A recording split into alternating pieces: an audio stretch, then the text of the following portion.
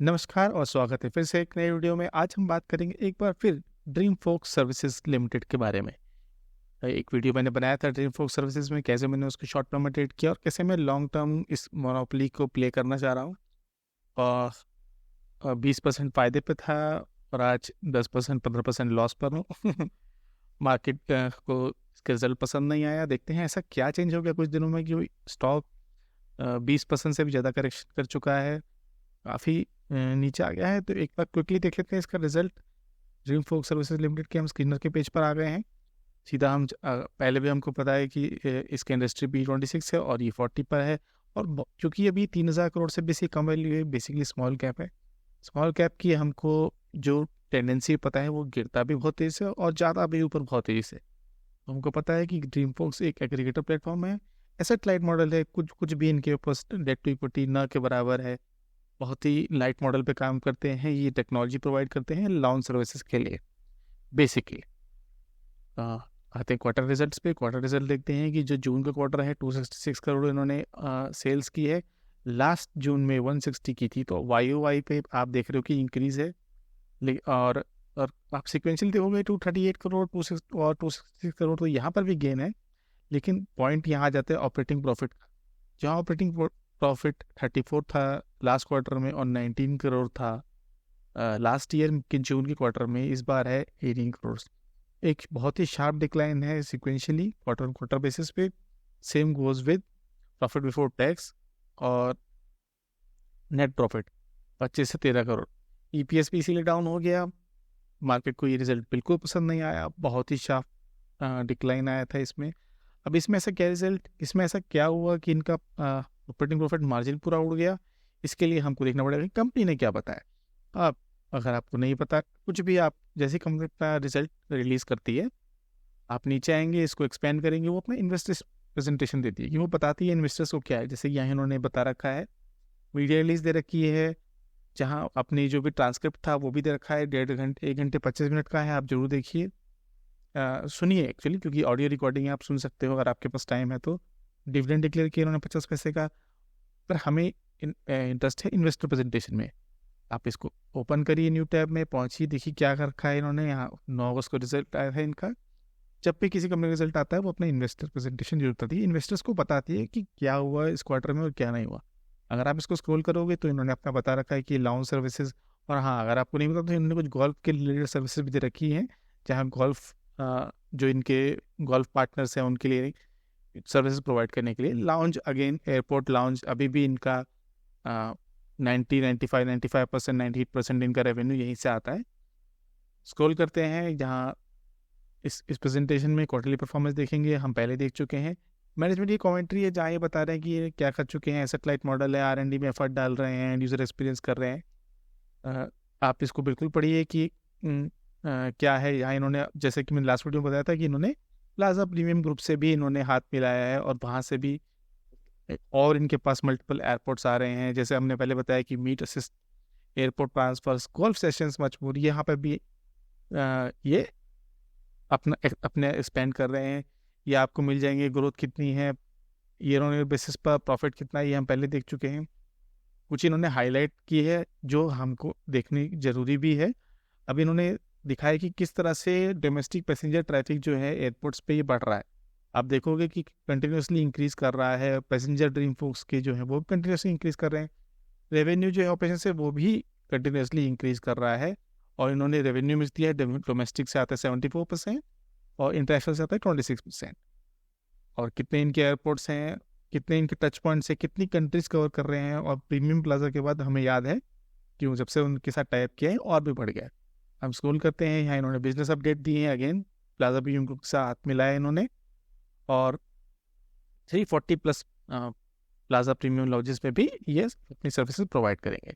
फिर कुछ इन्होंने वीज़ा फैसिलिटेशन जो VFS ग्लोबल है उनके लिए भी इन्होंने दिया है, उनके लिए भी सर्विस प्रोवाइड करें। बेसिकली सर्विस प्रोवाइड करते हैं, ये टेक्नोलॉजी पार्टनर है, आप याद रखिएगा। eSIM सॉल्यूशंस भी दे रहे हैं मैट्रिक्स के थ्रू। अब आ जाते हैं, ये हम देख चुके हैं स्क्रीनर पे पहले ही, हमको ये भी नहीं देखना है। कैश फ्लो स्टेटमेंट अगर आप देखना चाहते हो तो बिल्कुल देख सकते हो आप, कोई दिक्कत नहीं है। यहाँ जाता है Q1 FY24 की फाइनेंशियल हाईलाइट्स। जब हमने देखा कि 64% YOY पे इंक्रीज था, 12% QOQ पे, पर ग्रॉस प्रॉफिट जो था वो 33% इंक्रीज था, लेकिन Q1Q बेसिस पे वो 33% डाउन था। सेम गोज विद एबिटा जो 47% क्यू था। हमको पता है कि अगर स्मॉल कैप में रिजल्ट अच्छा नहीं आता और अगर उसका हाई प्रीमियम है तो पिटाई भी ज़बरदस्त होती है। इन्होंने इसके रीज़न क्या दिया है कि one of abnormal increase in CAM charges has led to increase in the launch cost. ये एक वन ऑफ चार्ज है जो इनको बार बार नहीं देना पड़ेगा, एक ही बार देना पड़ेगा। और आई होप कि एक ही बार देना पड़े। इन्होंने क्लियरली मेंशन किया है कि ये देना पड़ेगा। अभी आपको कैम क्या है इन्होंने हाईलाइट किया है, स्टार आप नीचे जाएंगे पेज के नीचे आपको मिलेगा कॉमन एरिया मेंटेनेंस। ये इनको देना पड़ा है एक बार, जिन जो बड़ा अमाउंट था, इसीलिए इनके क्वार्टर रिजल्ट्स और इनके प्रॉफिट जो है आ गए हैं। तो कुछ कुछ ग्रॉस मार्जिन भी कम हुए हैं। वो क्यों कम हुए हैं यहाँ इन्होंने साफ साफ बताया हुआ है, और अपनी इन्वेस्टर्स की जो इनकी मीट थी उसमें भी बताया है कि जो टाइम लैग है between contract renewals on both supply and demand side. अगर ये सर्विस प्रोवाइड कर रहे हैं तो कोई सर्विस लेने वाला होगा और कोई सर्विस प्रोवाइड करने वाला होगा, उन दोनों के बीच में basically airports companies, credit cards, bankers, e strip, जो ट्रैवल प्रोवाइडर्स होते हैं, उनके बीच का जो कॉन्ट्रैक्ट है उसमें भी इनको इशू आ रही है, वहाँ टाइम लैग हो रहा है, जिससे इस क्वार्टर में इनके रिजल्ट्स थोड़े और भी ख़राब आए हैं। लेकिन इन्होंने यहाँ पे वे फॉरवर्ड में दिया है, यहाँ पे हम देख सकते हैं कि अभी भी स्ट्रॉन्ग रेवेन्यू ग्रोथ है। इन्होंने जो गाइडेंस है वो 11-13% की है। आई थिंक कहीं में पढ़ रहा था कि एक्सपेक्टेशन कुछ 15-16% की थी। लेकिन अगेन ये सिर्फ एक वे फॉरवर्ड है। आकर इनके पास थोड़ा कमांड है, होल्ड है और अपनी मोनोपोली का यूज़ करते हैं, तो सकता है ये बढ़ भी जाए। इनोवेटिव कंपनी है, न्यू कंपनी है, न्यू एरिया में एक्सपेंड कर रही है, तो ये हो सकता है कि बहुत ज़्यादा ग्रोथ ना हो। जिस तरह की इसकी ग्रोथ पहले प्रेजेंटेशन में दिखाई गई थी उतनी ना हो, थोड़ी कम हो जाए, but still 11-13% is still not a bad growth expectation. ठीक, और वैसे भी सिर्फ FY24 के जैसे जैसे सिनेरियो चेंज होगा आएगी, हमें पता है। एयर इंडिया ने, हमें लास्ट वीडियो में भी देखा, एयर इंडिया ने कितना बड़ा ऑर्डर दिया था, इंडिगो ऑर्डर दे रहा है, एयरपोर्ट पे एयरपोर्ट खुलते जा रहे हैं, उड़ान स्कीम है, वो इन्होंने यहाँ मेंशन भी किया। अगर आप यहाँ इंडस्ट्री ओवरव्यू में आओगे, स्ट्रॉन्ग एयर ग्रोथ है या, और क्रेडिट कार्ड का growth, credit card basic credit और डेबिट दोनों कार्ड्स पे इनको ऑफर मिल रहा है। और इन्होंने यहाँ पे एक अपना सर्वे भी प्रेजेंट किया हुआ है कि FY23 में 85 मिलियन क्रेडिट कार्ड्स थे, FY30 में एक्सपेक्ट कर रहे थे 39, और FY40 में एक्सपेक्टेड है 2278 मिलियन। तो जो ग्रोथ है ये बहुत ही एक्सपोनेंशियल है। Same goes with number of debit cards, 945, 1586 और 3488 मिलियन। और इन्होंने उसी परसेंटेज में कितने इनके जो कार्ड होल्डर्स हैं वो एयरपोर्ट लाउंज के एक्सेस लेते हैं, तो ये भी उन्होंने दिखा रहा है 57, 130 और 516 एक्सपेक्टेड है। तो काफ़ी ग्रोथ है। आगे चल के आप देखोगे जिस तरह से हमें बेसिकली हमारी गवर्नमेंट भी टूरिज्म, ट्रैवलिंग और न्यू एयरपोर्ट्स और इंफ्रास्ट्रक्चर पे जितना जोर दे रही है, उतना ही फ़ायदा होगा ड्रीम फोर्स के। यहाँ इन्होंने देखा रखा है कि कितना क्रेडिट कार्ड ग्रोथ है नंबर में। आप जरूर देखो, आप आराम से डिटेल से पूरा पढ़ो कि ये क्या क्या कह रहे हैं। और इन्होंने एग्जैक्टली जिस तरह से क्रेडिट कार्ड का ग्रोथ दिया है, वैसे इंडियन एयर ट्रैवल मार्केट का भी इन्होंने एक प्रेजेंटेशन दी है कि कितनी % से वो इंक्रीज़ हो रहा है, एयरपोर्ट नंबर्स कितने एक्सपैंड हो रहे हैं, जिस एयरपोर्ट लाउंजेस कितने आ रहे हैं। जो करंट एयरपोर्ट है उसमें भी लाउंजेस बढ़ सकते हैं, या जो करंटली हैं वो एक्सपैंड हो सकते हैं, क्योंकि बेसिकली हमारा जो मिडिल और अपर क्लास है वो ग्रो करता जा रहा है, और जितना वो ग्रो करेगा उतना वो ट्रैवल करेगा, जितनी अपॉर्चुनिटीज़ होंगी उतना ही करेगा। ये इन्होंने अपना प्रेजेंटेशन दिया है, आप इसको यहाँ देखेंगे। उड़ान 5.1 स्कीम, 5.0 स्कीम, यहाँ भी दिखाया कि किस तरह से अगले 10 साल में Tier 2 और Tier 3 सिटीज़ को कनेक्ट किया जाएगा, कितने एयरपोर्ट बनेंगे, कितने एयरपोर्ट एक्सपैंड होंगे, कितने हेलीपैड्स बनेंगे, हेलीपोर्ट्स बनेंगे, सब यहाँ मेंशन किया है। जितना एक्सपैंड होगा उतना फ़ायदा ड्रीम फोर्स को होगा। और तो और इन्होंने रेलवेज़ के में भी आ गए हैं। रेलवेज़ में भी इन्होंने अमृत भारत स्टेशन स्कीम के तहत अपना एक्सपेंशन प्लान कर रखा है कि किस वो सर्विसेज, लाउंज वगैरह सर्विसेज, जो भी सर्विसेज होंगी जो रेलवे स्टेशन पर प्रोवाइड की जाएंगी, हाई जहाँ पे फुटस्टेप्स या फुटफॉल ज़्यादा है वहाँ पे ये टारगेट करेंगे, और वहाँ से भी ये अर्निंग्स की ग्रोथ है। तो अगेन सिर्फ एक तरफ नहीं, सिर्फ एयरपोर्ट लाउंजेस नहीं है, गोल्फ भी है और रेलवे स्टेशन के लाउंजेस भी हैं। यहाँ कंपनी ने अपना दे रखा है, किस तरह से कर रहा है आप जरूर देखिए। क्या क्या lounge access, meet assist, spa and wellness, food, breakfast, airport transfer, golf game और स्लीपिंग पॉड्स, इस तरह के ये जो सर्विसेज होते हैं उनके बीच में एग्रीगेटर काम करता है। और कौन कौन के क्लाइंट है? कार्ड नेटवर्क्स में कौन आ जाता है? जैसे कि बैंक्स को गया, ICICI, HDFC, सॉरी वो बैंक्स में आ गए। कार्ड्स में आ गया हमारा master card, visa, diners club, RuPay, इस तरह के। OTAs आ गए, एयरलाइंस आ गए जैसे इंडिगो, एयर इंडिया, कतार, ये सब आ गई। एंटरप्राइज सेक्टर भी आ गए। तो पॉइंट आता है कि हम देख रहे हैं कि वन ऑफ जो था उसकी वजह से काफ़ी डिक्लाइन आ गया। तो हम देखते हैं टेक्निकल बेसिस पे क्या कह रहा है। टेक्निकल बेसिस पे हमने खोल लिया है ड्रीमफॉक्स को। हमने पहले भी एक ड्रीमफॉक्स में काफ़ी बार मैं ट्रेड कर चुका हूँ, तो ड्राइंग्स पहले की हैं, तो आप उनको इग्नोर कर देंगे। और देखेंगे कि रिसेंट फॉल जो था यहाँ, जो रिजल्ट आ रहा है, रिजल्ट वाले दिन वो ऑलमोस्ट 16% का था। आई थिंक 20% तो 20% की डाउन सर्किट पे था, वो तो आफ्टर मार्केट जो एडजस्टमेंट था, फिर 16% हुआ। फिर देखोगे आप अगले दिन फिर 13% का, ऑलमोस्ट 14% का था, और फिर आज जो था वो नेग्लिजिबल, कुछ यहाँ पे रेजिस्टेंस मिला है। वॉल्यूम जो थे सेलिंग के वो भी जा चुके हैं।